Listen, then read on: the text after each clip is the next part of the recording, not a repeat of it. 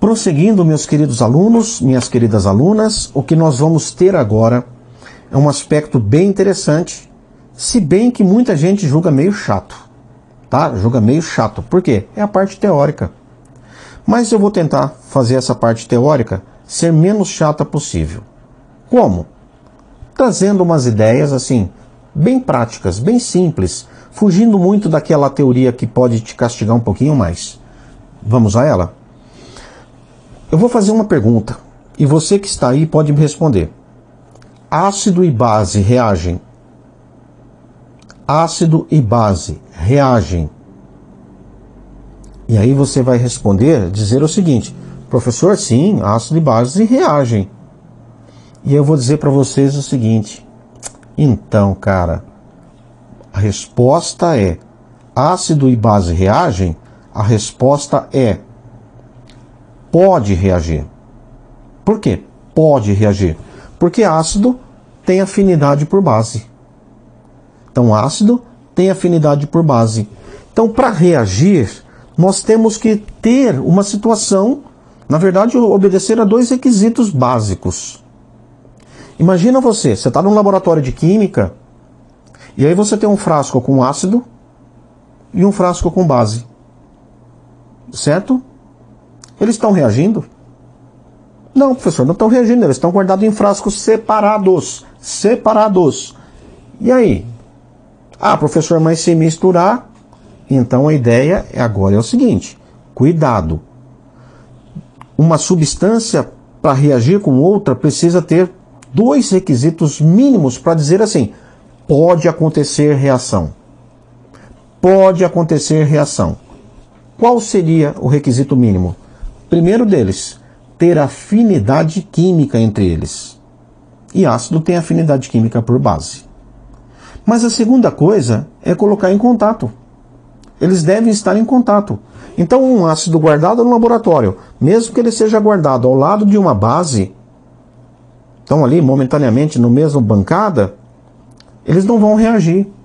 Porque, mesmo tendo afinidade, eles não estão em contato físico. Para isso, eu chamo isso de condições para que ocorram reações. Eles devem estar em contato físico. E eu vou colocar aqui, ó. Eles devem ser colocados no mesmo frasco. Ou entrar em contato, de alguma forma. Como, por exemplo, por que eu coloco ou entrar em contato? Porque se eu pegar um gás, uma substância que é volátil, com uma substância que é volátil, elas podem não ser colocadas juntas, mas o gás de um com o gás do outro, eles podem se encontrar, mas eles estão em contato físico. E afinidade química? Gente, essas condições aqui são chamadas de fundamentais. Elas são fundamentais, essas duas. Se elas não acontecerem, não forem observadas, o que eu já adianto para vocês, não vai acontecer reação química. Não vai. Adianta eu pegar, por exemplo, hidróxido de sódio e hidróxido de potássio. São duas bases.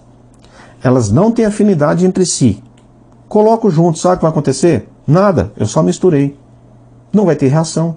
Por quê? Não tem afinidade. Mesmo tendo contato físico, eles não têm afinidade. Então são dois os requisitos, chamados aqui por mim de condições fundamentais. Vou até colocar aqui, ó, condições fundamentais. Beleza? Daí, nós temos a tal da teoria da colisão. As moléculas devem ser colocadas juntas para que elas possam colidir. O que gera uma nova substância, vamos lembrar aqui conceitos básicos? Uma substância, ela tem átomos ligados entre si. Nem me importa agora o tipo de ligação. Elas têm átomos que foram ligados, combinados entre si. A outra também. Quando elas se encontram e têm afinidade, elas precisam de condições para que ligações dessa substância se rompam, ligações desta também se rompam, e novas ligações sejam feitas. Aí, novas substâncias são produzidas. Isso a gente estuda pela teoria das colisões. O que diz a teoria das colisões? É bem tranquilo. Nós vamos ver que é muito fácil. Vejam, as moléculas dos reagentes devem colidir entre si. Por isso eles devem estar o quê? Em contato. Daí, nós precisamos ter não apenas a colisão, nós precisamos ter colisão com energia o suficiente para quebrar as ligações que existem nos reagentes. Porque se eu tiver duas substâncias que são afim quimicamente uma da outra, mas elas não colidem, elas não se chocam porque elas estão com baixíssima energia, a gente, mesmo podendo ter a reação, ela não vai acontecer. Então, vamos colocar na cabeça? Se não tiver afinidade e se não tiver em contato, não pode ter reação. Não acontece. Tendo afinidade e estando em contato, pode acontecer a reação. E ela acontece se essas condições acessórias, agora não mais fundamentais, que são as duas primeiras, por isso eu chamo de acessórias, elas acontecem quando a gente observa o previsto na teoria das colisões. As moléculas devem colidir entre si. A colisão deve ocorrer com geometria favorável. Então, ó, geometria favorável e possuir o mínimo de energia requerida. Cuidado com essa energia, ela já recebe um nome. Ela é a energia necessária para a reação poder acontecer. Então eu vou chamar a energia necessária para ativar o processo. Energia de ativação. Energia de ativação. É bem bacana isso. O que é a geometria favorável? Deixa eu ver se eu pego aqui. Está guardado. Vamos ver. Ó, vamos supor que eu tenha esta substância, tá certo? Ô louco meu, quem sabe monta ao vivo. É isso aí, vamos montar ao vivo aqui rapidinho para vocês. Espero que eu tenha pego duas cores tranquilas. Ó, tá aqui. Moléculas bem simples, biatômicas. Essa e essa. Certo? Se essas moléculas têm afinidade e eu coloco junto, pode dar reação. Mas elas precisam de energia mínima para quebrar essa ligação aqui, para quebrar essa ligação aqui. Por quê? Quebrando as ligações, a gente pode ter isso aqui, ó, novas ligações. Certo? Hoje. Certo? Mas vamos voltar. Vamos ver a geometria. A geometria, ela tem que ser favorável. Vou dar um exemplo bem básico. Quando elas se chocam, aqui quando elas se chocam, essa energia pode ser o suficiente para quebrar essas duas ligações aqui. Essas duas. Que eu estou segurando. Liberando esse cara, liberando esse cara. Aí esse cara pode se ligar com um desses amarelinhos aqui. O vermelhinho pode se ligar com o amarelinho. E o amarelinho pode se ligar com esse outro vermelhinho. Então essa geometria é a necessária. Se elas se chocarem assim, essa energia, ela pode às vezes ser transferida aqui, essa energia da colisão, pode ser transferida para esta ligação e não ser o suficiente para romper a ligação. Então, este é o formato. Elas podem se chocar assim, e isso não é uma geometria favorável. Então, teoria das colisões, numa linguagem bem simples. Observem, vou trazer desenhozinhos aqui. Fiz uma zona danada aqui também, mas vamos prosseguir. Vamos lá? Então, por exemplo, ó, essa é uma colisão desfavorável. Desfavorável. Vou pegar minha caneta. Tá aqui. Deixa eu tirar tudo isso aqui. Pronto. Então ela é desfavorável, essa colisão aqui. Se ela é desfavorável, nós não vamos ter o rompimento das ligações e essas substâncias permanecem como antes. Não houve reação. Agora, esta outra situação, essa geometria também é considerada desfavorável. Então essa substância continua como antes, essa continua como antes, desfavorável. Professor, quando que nós vamos ter uma favorável? Por exemplo, aqui. Esta é a geometria favorável. Olha o que acontece. Nesta colisão pode romper essa ligação, pode romper essa aqui. Cuidado com esse nome, complexo ativado. Às vezes a banca coloca teoria. O que é o complexo ativado? O complexo ativado é aquele instante, né? Aquele instante de tempo em que as ligações que existiam estão sendo quebradas e novas ligações estão sendo formadas.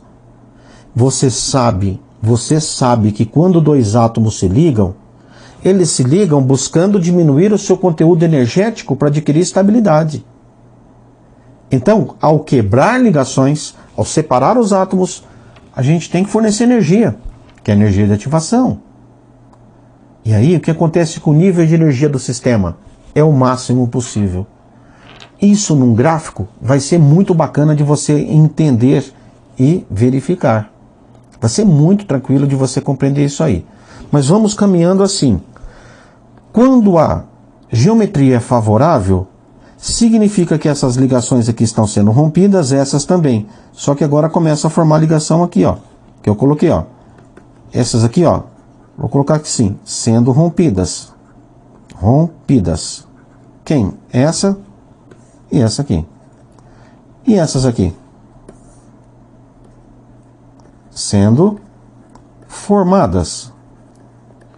Então nós estamos rompendo esta ligação, estamos rompendo essa, e estamos formando essa aqui. Aí, se esses caras se desligam, vamos colocar esse traço assim como se fosse um corte no composto, quem fica ligado? O N com O, tá aqui, o N com O e o N, o O e o N, certo? Nós temos duas vezes esse sisteminha aqui, ou seja, essa substância sendo formada, por isso a gente tem aqui o coeficiente 2. Então essa reação seria assim, 1 do O2 mais 1 do N2, dando 2 do NO. 1 para 2. Beleza? É isso que eu quero que vocês entendam. Então a geometria é um fator muito importante junto com a energia mínima para que as reações aconteçam. Então vamos dar uma olhada? Para que a colisão seja efetiva, o que é efetiva? É aquela que forma novas moléculas. É necessário ainda que os reagentes adquiram uma energia mínima denominada de energia de ativação, que eu já expliquei para vocês. Conceitualmente, energia de ativação é a quantidade mínima de energia necessária para que a colisão entre as partículas dos reagentes, feita numa orientação favorável, seja efetiva. Traduzindo, é aquela energia mínima para a reação começar a acontecer. Tá certo? Então nós já vimos aqui o que é o complexo ativado. Eu vou trazer para vocês um repeteco disso aqui. Tá bom? Beleza? Resumindo, aqui nós temos a molécula do I2 e do HI. Essas moléculas se chocam numa orientação adequada. Então aqui, ó, orientação, né? Orientação e energia, que são o quê? Favoráveis. E aqui, esse tipo de choque, a geometria, a orientação, geometria, ela é desfavorável. Pode ser até que tenha energia o suficiente, mas está chocando, né? Colidindo com uma maneira inadequada, desfavorável. Daí, pessoal, eu vou trazer para vocês uma situação comparativa do que vai acontecer. Eu não quero que, por enquanto, vocês entrem naquele aspecto de termoquímica. Eu só quero trazer exemplos. Tá certo? A parte de termoquímica não me interessa aqui, mas eu trouxe duas imagens da termoquímica para você compreender. Então nós temos a entalpia dos reagentes. Vejam, entalpia dos reagentes. Aí a gente observa um aumento de energia. Chegou aqui a atingir um pico, não é? Atingiu um pico. Aqui é o complexo ativado, que é um estado transitório. Ele não é definitivo. Por quê? Porque quando se atinge o estado transitório, as ligações estão para serem rompidas e serem formadas. Se as reações antigas forem quebradas e novas ligações forem produzidas, a gente tem a formação de produto. Mas pode acontecer as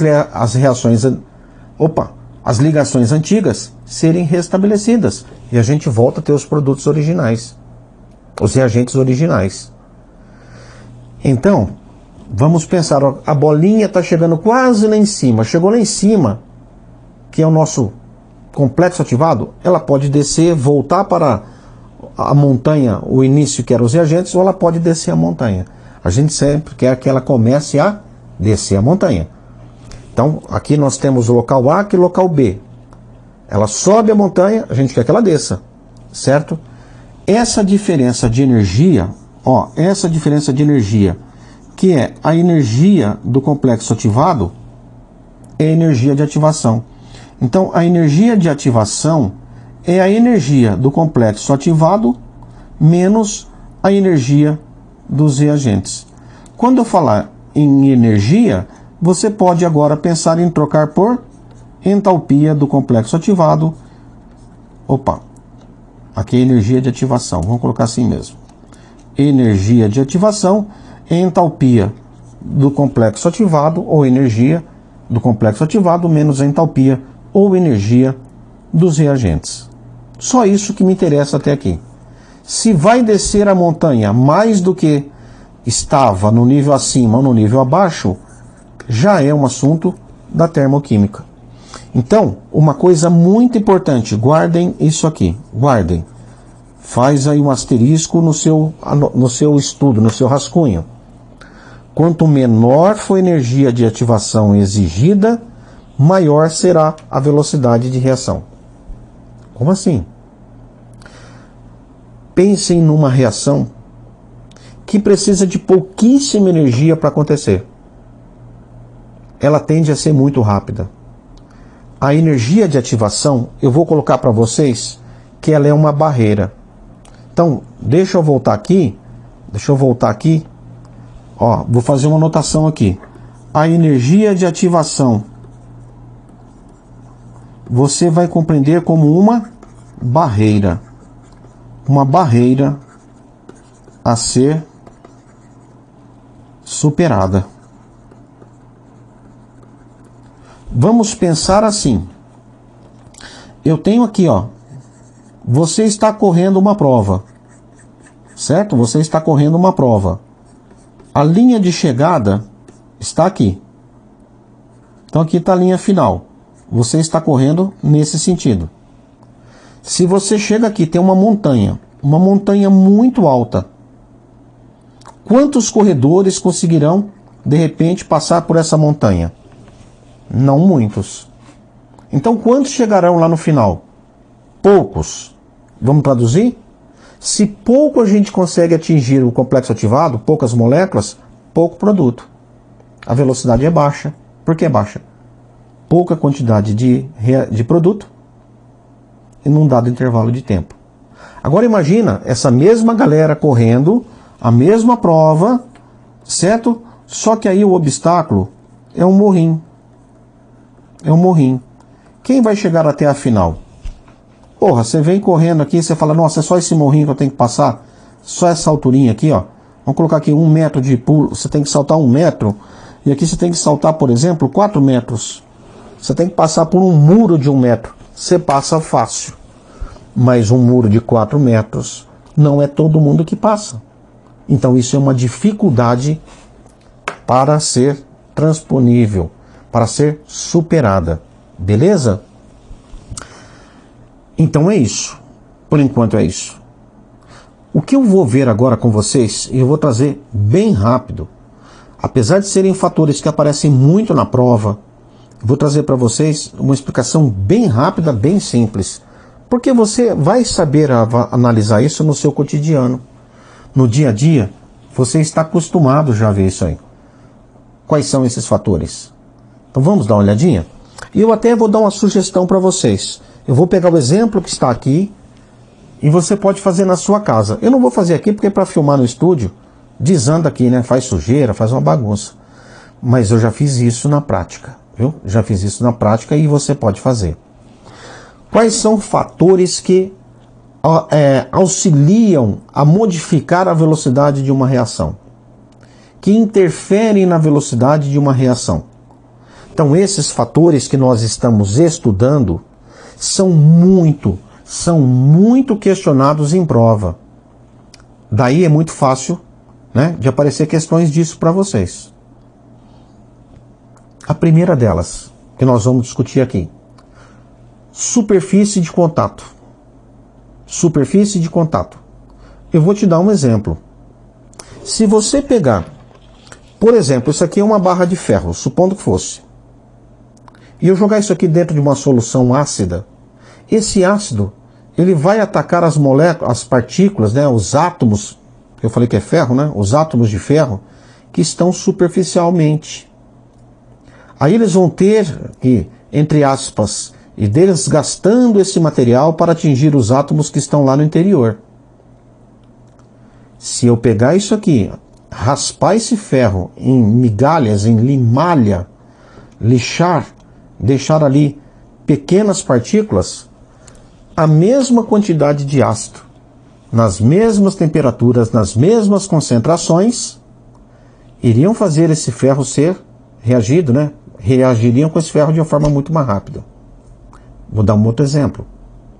Se você colocar na mesma panela, com a mesma quantidade de água, com a mesma temperatura, tudo igual, nós só vamos discutir uma coisa mudando aqui, hein? Por enquanto. Só um fator mudando: superfície de contato. Se dentro de uma panela você colocar uma batata inteira e uma batata idêntica, cortada em cubinhos pequenos, qual batata que vai cozinhar primeiro? A pequenininha. Por quê?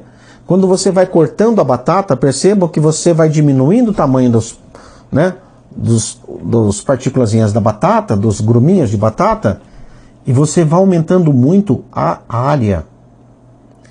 Uma batata, ela tem aquela área externa, mas se você corta ela ao meio, ela continua tendo área externa, mas a área das duas metades que você cortou. Se você corta isso aqui mais 2 pedaços, você aumenta a área externa. Quanto mais você diminui o tamanho de um sólido, e superfície de contato normalmente é muito importante para um sólido, também poderia ser 2 líquidos immiscíveis que estão no frasco em contato, quanto maior o diâmetro desse frasco, melhor. Mas vamos voltar ao que é o trivial das bancas. Superfície de contato é para sólido. Quando você trabalha com material sólido numa única partícula, a velocidade vai ser menor. Quando você pulveriza, olha o nome, hein? Pulveriza. Eles usam raspas de ferro, as palavras limalha, pulverizado, cuidado com essas palavras.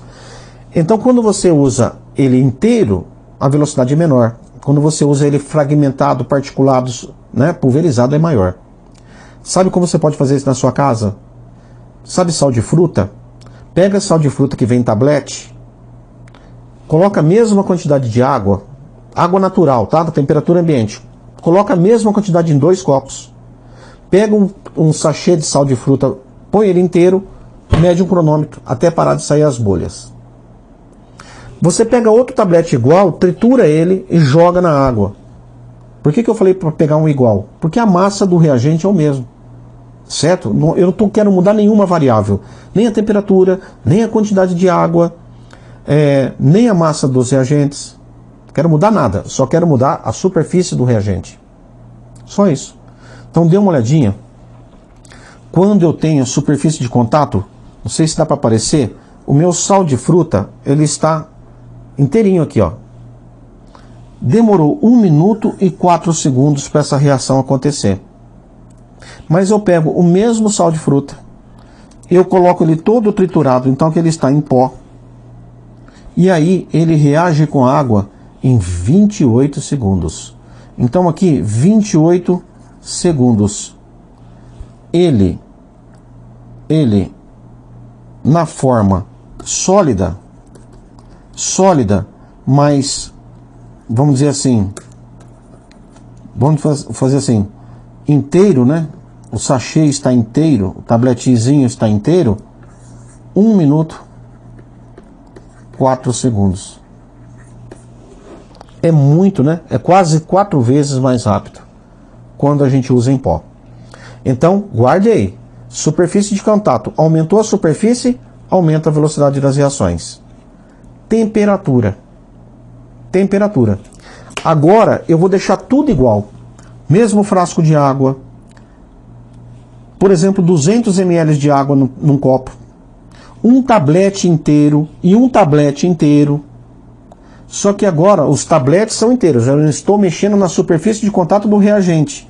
Mas eu estou colocando um com água aquecida e outro com água a temperatura ambiente. Quando a gente tem maior temperatura, nós temos maior quantidade de calor, nós temos maior agitação térmica, as moléculas estão se movimentando mais rapidamente, então elas vão se colidir mais vezes. Quanto mais colisões nós temos, mais choques efetivos nós temos, mais produto a gente vai formar. Além do que, mais moléculas terão energia suficiente para passar a barreira de ativação. Beleza? Então vamos ver isso? O aumento da temperatura aumenta a velocidade das reações químicas, porque é um aumento na energia cinética das moléculas. Catalisador. Moçada, só para a gente fechar a ideia da temperatura. 2 frascos iguais, com a mesma quantidade de água, um tablete de sal de fruta igual ao outro, só que água a 20 graus, água 70 graus. Se você jogar os 2 tabletes, você vai ver que quando está a 70 graus vai ser muito rápida a liberação de gás. Muito rápida. Beleza? Catalisador. É um assunto extremamente batido em prova. Extremamente batido em prova. Por quê? Porque o catalisador, eles vão fazer vários peguinhas sobre o catalisador. Eu quero que você guarde como o catalisador atua. Um catalisador, ele atua normalmente de 2 maneiras. Diminuindo a energia de ativação. Lembra que a energia de ativação é uma barreira? Então, se diminui a barreira, fica mais fácil para as moléculas atingirem o estado final, passarem pelo complexo ativado. Ou o catalisador gera um novo mecanismo reacional que é mais fácil do que sem o catalisador. Ele pode, portanto, modificar o caminho reacional? Pode. Mas as bancas, normalmente, quando colocam o catalisador, eles colocam análise gráfica ou eles colocam considerações teóricas sobre o catalisador. Vamos ver? Catalisador. Normalmente, diminui a energia de ativação. Catalisador é uma substância, anote aí, não vai sofrer transformação química permanente. Ele pode até sofrer uma reação química temporária, intermediária, mas ele é regenerado ao final. Ele é recuperado do mesmo jeito que ele entrou. Eu falo brincando, catalisador, do jeito que ele entra, ele sai. Na quantidade que ele entra, ele sai. No estado físico que ele entra, ele sai. Ele não é consumido. Ele pode ter estado físico diferente dos reagentes. Ele pode ser chamado, por exemplo, de catálise heterogênea. É papagaiada da banca. Ele não é convertido quimicamente de forma permanente. Diminui a energia de ativação. Ele pode ser reutilizado. Ele é usado em quantidade muito pequena comparado com a quantidade dos reagentes. Só para você ter uma ideia, se você pegar um ferimento que está sangrando e você lavar com água, você pode remover esse sangue.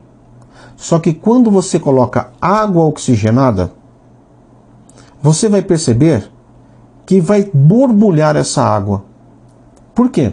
Porque no sangue nós temos uma substância, uma enzima chamada catalase. Terminou em ase, é enzima. Catalase. Ela vai catalisar a quebra da água oxigenada em H2O e gás oxigênio. Então o catalisador tem todas essas características que eu vou trazer aqui para vocês. Ó. É uma substância que aumenta a velocidade da reação. Cuidado, hein? Para falar a verdade, existem catalisadores que diminuem a velocidade da reação. Mas normalmente a gente está pensando em aumentar. Isso aqui é fixo, ó, né? É constante. Diminui a energia de ativação para que os mais reagentes atinjam o complexo ativado. Ele não participa da formação do produto. Completamente regenerado ao final. É usado em pequenas quantidades, certo? Em pequenas quantidades. E ele faz com que... Agora vem o pulo do gato. Miau! Pulo do gato. Miau! Ele faz com que a gente tenha uma reação finalizando de forma mais rápida. Só que tem um detalhe. Pegadinha de banca. Cuidado, pegadinha de banca, não vai cair nessa, hein? Depois dessa aula você não pode cair nessa. Se eu tiver uma reação sem catalisador, que o máximo que ela produz é 80 gramas do produto, e leva 10 minutos, com o catalisador, o máximo que nós vamos produzir é a mesma quantidade. 80 gramas do produto. Só que o tempo acontece antes. Certo? Eu antecipo o final da reação. Então deixa eu trazer aqui para vocês. Então a banca gosta de colocar duas curvas assim. E aí ela pede para fazer justamente isso, ó. Que você identifique com e sem catalisador. Então dá uma olhadinha aqui, que aqui são os reagentes. Basta você traçar uma linhazinha. Aí você tem aqui, ó, uma energia de ativação, que eu vou chamar de 1. E aqui, né, vou colocar aqui do ladinho, uma outra energia de ativação que eu vou chamar de 2. Então a gente observa que energia de ativação 2 é maior que energia de ativação 1. Então, o catalisador não diminui a energia de ativação? Sim, então é dessa curva. Quem tem menor energia de ativação é com o catalisador. Certo? Isto aqui, moçada, isto aqui é uma coisa. Agora observem, ó, ele vai chegar basicamente num tempo menor. Esse gráfico não está ajudando muito não, mas às vezes você vai perceber quando a gente tem aqui, esse gráfico não é adequado para você analisar a quantidade de produto. É para você analisar se tem ou não uso de catalisador, tá certo? Próximo fator é concentração dos reagentes. Quando você utiliza soluções mais concentradas, você tem muito mais moléculas, portanto você tem maior chance das moléculas colidirem entre si. E lembre-se, teoria das colisões.